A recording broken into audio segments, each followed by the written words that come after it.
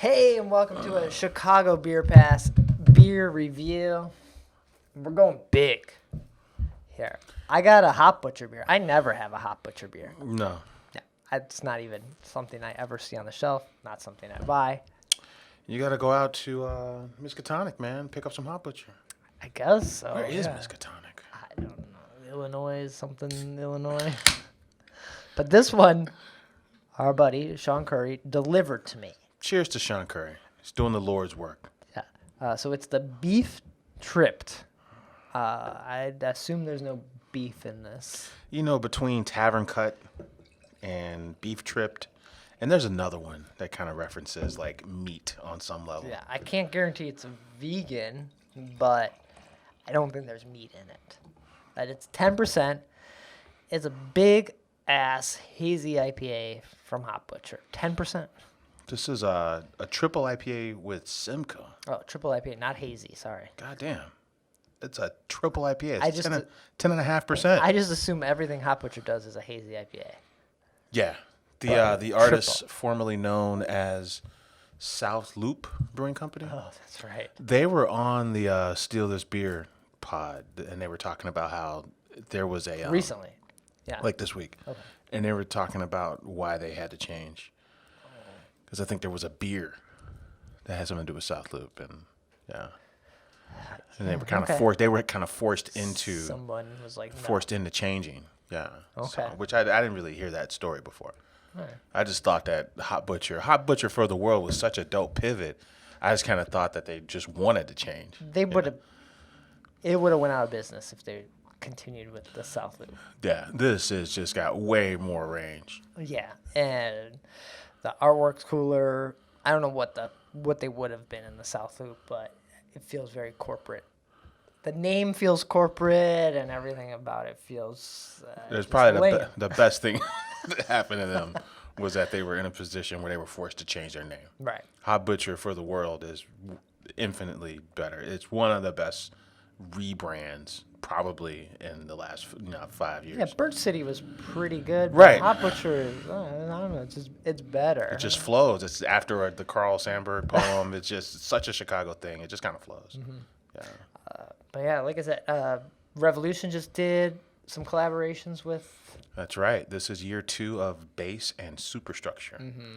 I think, And then there was a third one. Maintains and Shapes. Oh, so there's Which- 4. No, well, sorry. Maintains and Shapes is the name of the third one. Why are these all confusing? I think that's the Illinois recreational lager. Okay. That What one. did I think base was when we were at You know, because the way the it's such an font? artsy Yeah, artsy what font. did I think it was? It was like it's like it spells like Kase or some shit. Oh, That's yeah. how it looks. I don't know. I asked for it and they're like, what? But anyway, we got beef tripped. Yeah, man. It is lemon yellow. Yeah, Yours has got a nice head on it. fantastic head. Whoa. Whoops. This is the third beer You're I've making spilled a mess. today. Bright citrus. Kind of like tickles the nose a little bit. Yeah, a little skunk. A little skunky. I mean, the marmalade vibes are underneath that skunk, but it's very. I hate the word dank, so then I went skunk twice. But But it's more, not like grassy dank, just like, it smells sweet. It smells so Yeah. sweet. At 10%, it's going to be sweet, all right? All right. I had no clue this thing was 10%, man. That does not drink like 10%. That's very sweet. It's just sticky.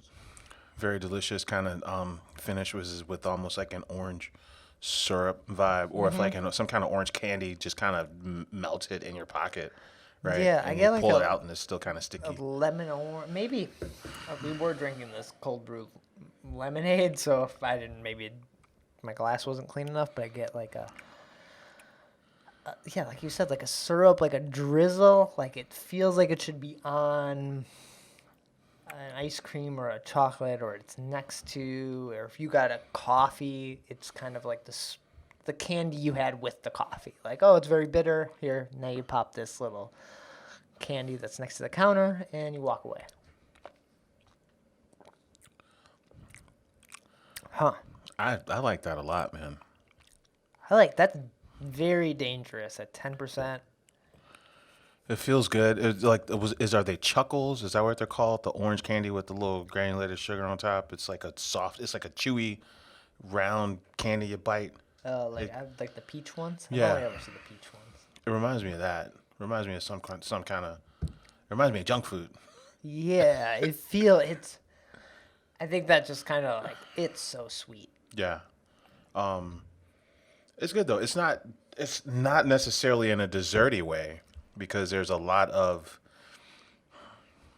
I was gonna say high fruit notes, but there's a lot of like there's some ripe fruit in there. Enough from it, it's not like a super juicy fruit. It's kind of like there's some tart fruit in there. Yeah, but there's no for triple IPA. There's zero bitterness. I don't know. Yeah. It's good. It's not my favorite. Not bad. It's not a mess like what was the triple IPA we had? Was it the double two hearted? Maybe. Oh, it was that double two hearted. Where when you get to 10, 11%, right? It can go either way. Or even Hop Slam is not my favorite beer. It's so aggressive with alcohol and honey, Hop Slam. So where Hop Slam is hitting you with honey, this kind of hits you with these mellow, almost like a pineapple smoothie kind of vibes. That's right? kind of what I'm getting now as it's. Yeah, where it's kind of like that, where it's like a natural fruit smoothie. Like you put them in the juicer, a little ginger, a little pineapple, a little apple. Yeah. Juice that shit up and it comes out frothy. Vodka. There you go. All right. It's, yeah. Man, this is good. Why the fuck didn't I know this was 10%? I'd have got one of these, man. These are nice. I don't know. I've been saving it since Sean Curry dropped it off because I'm like, I don't get down with the 10% beer by myself at home. Like it's just. It's the wrong move. You know whatever productivity you had is out the window. You hit one of these to the face.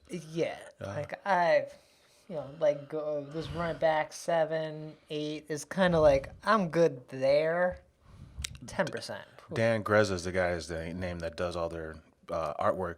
But cheers to the the cow reference because Hot Butcher of the World is an ode to I think the stockyards where there was like Chicago was the hog butcher to the world. I think that's the poem or some shit. Okay.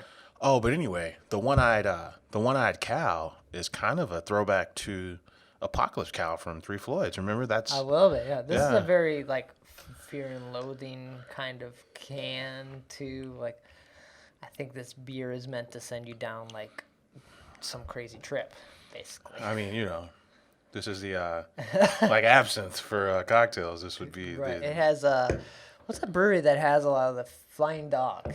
yeah. It They got a lot has, of like- Hunter Thompson stuff. Yeah, it has like a Flying Dog kind of vibe to the can too. Yeah. The artwork's always great on these. I've had some of Dan posters. He's done a lot of band posters over the years. That's true. You would see him at like North Coast or a Pitchfork, and you could pick up some of his original prints. And I think they've kind of hung their hat on, kind of.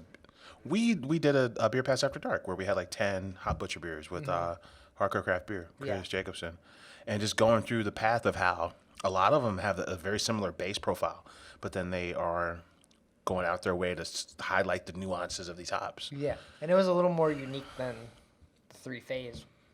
Oh, the third phase, as they say. Yeah. I feel like they should get Dan to do poster prints of all their beer. If the shirts and the posters were an option, instead of having, I would have that in my study. I would have that can right there on a print, if it were an option to buy. Yeah, you should definitely get on that, especially during pandemic times. Like people would be like, "Yeah, I like this beer. I like the artist. I want to support you. Let's get the prints." Yeah, Darien, Illinois. That's where Miskatonic is. Oh, that's right. So they're brewing out of there, and alternate proprietorship. Okay. Miskatonic and Hot Butcher. Hot Butcher for the world, man. One of the best crews around, you know. I think if you're talking about the short list of just super fun IPA producers in this town, we talked about Rev and we were putting Rev.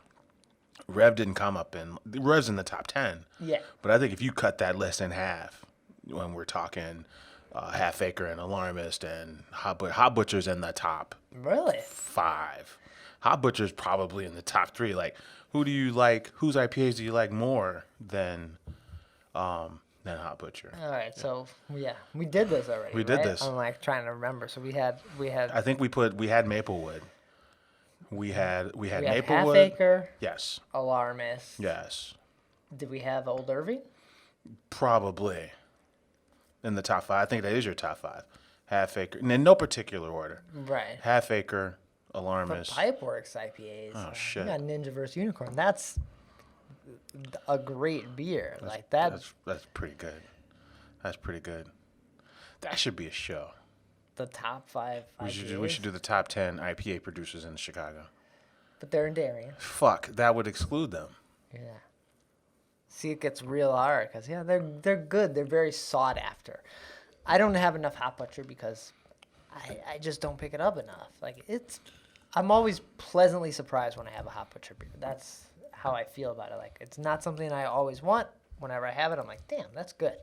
And there's nothing that makes me like, I need more Hot Butcher. But every time I have a Hot Butcher, I'm like, damn, that's good. Yeah. That's weird. Like Half Acre, I'm like, damn, I need more Half Acre. Even Revolution, I'm like, yeah, I'll take more Revolution. Hot Butcher. I'm up and down on Rev. I'm up and down. Okay. Some of them I dig. Some of them I'm just like, all right, fucking Northwest Hero. If you gave me more Jukebox Hero, I'd be in. Yeah. You know, I'm back in. And then where does Corridor fit in there? Man. I don't know. Like, Corridor is just hazy IPAs. And then you can't They're really not IPAs. you can't really get their shit in the store either. So I don't know. We're all over the place now. Yeah. But they're one of the most sought after breweries in the greater Chicagoland area. Yeah. For sure. Them, Saint Laurent, Maplewood, Phase 3. There's like people get their stuff if they see it, no matter what. I start to wonder out loud if the biggest difference between them and the third phase is the artwork. Phase 3 has like a kind of particular vibe, right? Where all the cans are intentionally, they look alike, kind of just like all of Rev's cans in a lot of cases look alike. Is that the biggest difference, or is there actually like we prefer the taste of Hot Butcher, or is the artwork inspiring us to explore the nuances more, you know, than in third phase? Because we just kind of see third phase and be like, hey, it ain't gonna be a whole lot different from the last. I know what I'm getting. Yeah. At least when you see a Hot Butcher beer, the artwork is always unique. Yeah. And so it leads some like mystery that makes you want to pick it up, but also leaves you not wanting to pick it up because you're like, that looks different than what I like. Right? That's the problem, I think, with any beer. You're like, this one looks like what I like, but I like them. But I don't know if it's as good as the ones I like. So that's a marketing problem. It's more of a journey for sure. It's very stimulating. This is what happens when you drink a 10% beer, at least. Now we're writing our fucking thesis paper on this fucking beer. It's like, it's damn good. I know. Yeah, my uncle always has Hot Butcher beers. He picks them up. He digs them. And yeah. so that's usually when I get to try them, or you have them. I too dig them. Yeah. It's cool. If you can get your hands on the Beef Tripped, check it out. I will say this: I think this over Double Too Hearted 5 days a week. Double Too Hearted is garbage. That's like, this is way better than garbage. Like, this is up there. What's the? That was a brick. Double Too Hearted was a brick. What's the sherbet from Pipeworks? Like, this is up there with sherbet. Oh yeah, you're right. That's also 10.5%. Yeah. This is there. Like, yeah. That's a better. Yeah. That's a better bet. That's a better comparison. Yeah. All right. Cheers.